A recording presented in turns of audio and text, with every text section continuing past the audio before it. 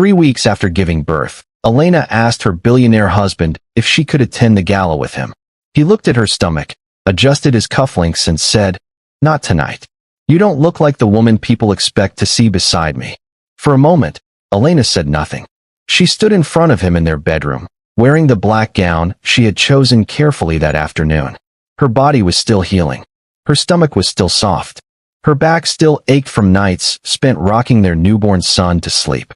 But she had hoped, just for one night, Nolan would look at her and remember she was still his wife. Instead, his eyes moved over her like she was a problem. "You just had a baby," he said. "You need rest." Elena's voice was quiet. "The doctor said I can go if I don't stay too long." Nolan sighed, already impatient. "Elena, this is the Ashford Foundation Gala. There will be cameras, investors, board members. I can't afford distractions tonight." "Distractions?" she repeated. He looked away. "Don't make this harder than it has to be." Her throat tightened. "So you're ashamed of me?" He did not answer. That silence hurt more than the words. Then his phone buzzed. He checked the screen and slipped it into his pocket. "I already asked Vivian Cross to accompany me," he said. Elena stared at him. Vivian Cross. A model. Tall, slim, perfect in every photo. The kind of woman people expected to see beside a billionaire. Elena's hand moved unconsciously to her stomach. "You're taking another woman to a gala built around mothers and children," she whispered, "while your wife and newborn son stay home." Nolan picked up his watch from the dresser. "You're being emotional." From the nursery, baby Noah began to cry. Elena turned toward the sound, but Nolan was already walking to the door. "Please don't embarrass me tonight," he said. Then he left.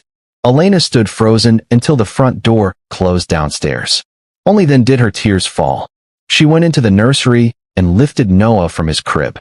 The baby stopped crying as soon as he rested against her chest. His tiny hand curled against her robe like he knew he was safe. Elena sat in the rocking chair and looked down at him. "He thinks I'm not beautiful enough anymore," she whispered. Noah made a soft sound. She smiled through her tears. "I know. Your opinion matters more." Her phone rang beside the crib. It was Marcus Bell, the director of the Ashford Foundation. "Elena," he said quickly, "where are you?" "At home." "At home? The ceremony starts in 40 minutes. Elena closed her eyes. "Nolan said I should rest." Marcus was silent for a second. "Did he tell you tonight's honor is for you?" Elena frowned. "What?" "The board voted last month. The Mother and Child Initiative is your work. Your name is on the tribute. The keynote recognition is for you, not Nolan." Elena's heart stopped. "Nolan never told me." Marcus' voice softened. "Then come and stand where you belong. Don't let him take applause for the work you built while carrying his child." Elena looked at Noah. Something inside her shifted. Not anger. Power. And if you are already feeling the pain in Elena's heart, don't forget to like this video and subscribe, because this story is about to show what happens when a woman who was treated like an embarrassment finally walks into the room as the reason everyone gathered. Elena ended the call, stood up, and walked back to her wardrobe. The black gown suddenly felt wrong. It was the dress of a woman trying to fit into Nolan's expectations. So she chose another. A deep emerald dress, flowing and elegant, soft around her waist, graceful over the body she had been taught to hide. She fixed her makeup, pinned her hair back, and dressed Noah in a cream outfit. Then she placed him in a matching baby carrier against her chest. When she looked in the mirror, she did not see a ruined body. She saw a mother. And she looked beautiful. At the Grand Marlowe Hotel, cameras flashed as Nolan arrived with Vivian Cross on his arm. Vivian smiled perfectly. Nolan smiled proudly. Reporters called his name. "Where is Mrs. Ashford?" one journalist asked. Nolan gave a smooth smile. "Resting with the baby. She sends her love." Vivian touched his arm like she already owned the space beside him. Inside the ballroom, people praised Nolan for the foundation's work. He accepted every compliment easily, as if he had answered late-night emails, reviewed hospital partnerships, and created the support program himself. Then the ballroom doors opened. At first, only a few people turned. Then the whole room slowly went quiet. Elena walked in with Noah sleeping against her chest. She was calm, elegant, radiant. The emerald dress moved softly as she walked. Her hand rested protectively over her baby. She did not look ashamed. She did not look hidden. She looked like the reason the gala existed. The cameras turned away from Nolan. Flash after flash followed Elena. Nolan turned, and his smile vanished. Vivian's hand slipped from his arm. Elena did not stop for them. Marcus met her near the center of the room. "You came," he said. Elena lifted her chin. "I almost forgot I had a right to." Before Marcus could answer, Nolan walked over quickly. "What are you doing here?" he asked under his breath. Elena looked at him calmly. "Attending my event." "With the baby?" "With our son." "Elena, this is not appropriate." She smiled faintly. "No, Nolan. What was not appropriate was telling your wife she was unfit to be seen after giving you a child." Nearby guests began to listen. Nolan's face tightened. "Lower your voice." Before Elena could respond, the host stepped onto the stage. "Ladies and gentlemen, may I have your attention?" The ballroom became silent. "Tonight, we celebrate the Ashford Mother and Child Initiative. But more importantly, we honor the woman whose vision made it possible. Please welcome Mrs. Elena Ashford." Applause filled the room. Nolan froze. Elena walked to the stage with Noah still sleeping against her chest. At the microphone, she looked over the crowd. Then her eyes briefly met Nolan's. 3 weeks ago, she began, I became a mother. And I learned that a woman can feel weak and powerful at the same time.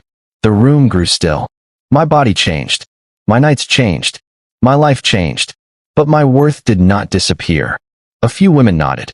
This initiative is for every mother who has been judged while healing, ignored while sacrificing, or made to feel ashamed of the body that brought life into the world.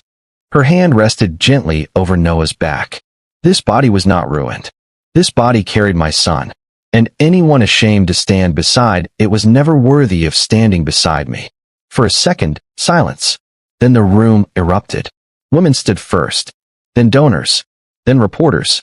Applause thundered through the ballroom. Nolan looked down, humiliated. Vivian stared at him with disgust. After the speech, Nolan found Elena near the side hallway. "We need to talk," he said. She turned. "Now. I made a mistake." "No," Elena said. "You made a choice." "I was thinking about the image of the company. And I was thinking about our son," she replied. "That is the difference between us." Nolan looked at Noah. "Elena, please. Don't destroy our family over one night." She gave a sad smile. "You destroyed it when you looked at the woman who gave you a child and saw embarrassment." Vivian walked past them, removing the bracelet Nolan had given her. "I don't want to be part of this," she said coldly. "A man who humiliates his wife after childbirth will humiliate any woman." Then she left. Nolan stood alone. 11 days later, Elena sent the divorce papers. This time, Nolan signed without fighting. Not because he wanted to let her go. Because the whole city had seen the truth. Months passed. Elena moved into a peaceful apartment overlooking the park. The Mother and Child Initiative grew beyond the city. Hospitals called. Mothers wrote letters. Women shared her speech online. She healed slowly. Her body healed. Her heart healed too. Marcus remained close, but he never rushed her. He supported her work, respected her silence, and loved Noah like a child deserved to be loved, gently and without performance. 1 year later, Elena opened a new maternal care center. She stood on stage again, holding Noah's hand. Across the crowd, Nolan stood at the back, alone. No cameras followed him. No model held his arm. No applause waited for him. He watched Elena smile as people celebrated her. And finally, he understood. His wife had not become less after giving birth. She had become more. He had simply been too small to stand beside her. Elena saw him for a brief second. Then she looked away. Not with anger. With freedom. Because the night Nolan tried to hide her became the night the world finally saw her. And now, let me ask you this. If you were Elena, would you forgive Nolan after what he said, or would you walk away forever? Never let anyone make you feel ashamed of the season that made you stronger. A body that has carried pain, sacrifice, and new life is not something to hide. True love does not only celebrate you when you look perfect. True love stands beside you when you are healing, changing, and becoming more than you used to be.